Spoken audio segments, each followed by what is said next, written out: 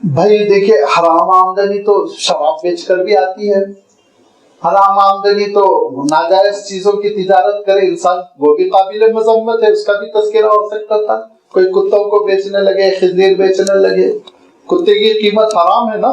بس اوقات برکت پورے کے پاس ہمارے بچے بھی نظر آ جاتے ہیں. یاد رکھیے اللہ کے رسول صلی اللہ علیہ وسلم نے کتے کی قیمت کو جس چیز کے ساتھ ذکر فرمایا، وہ اگر میں ذکر کر دوں تو اوسان خطا ہو جائیں گے آپ کے. زنا کی اجرت لینے کے ساتھ آپ نے کتے کی قیمت کا تذکرہ فرمایا. احادیث صحیحہ آپ اٹھا کر دیکھ لیجیے. مہر البغی فرمایا وثمن الکلب، کتا بیچ کے اس کی قیمت کبھی نہیں لینا، جائز نہیں ہے. اگر کسی کے پاس ہے اور وہ سمجھتا ہے کہ گھر کے باہر کوئی پالتا ہوگا حفاظت کے لیے، اپنے فارم ہاؤس میں پالتا ہوگا اور اس کے بچے ہیں تو کسی کو دے دے. وہ بیچنا نہیں، بیچنا جائز نہیں، اس کی آمدنی اشد حرام ہے. میں نے عرض کر دیا نا آپ صلی اللہ علیہ وسلم نے کس چیز کے ساتھ ذکر فرمایا.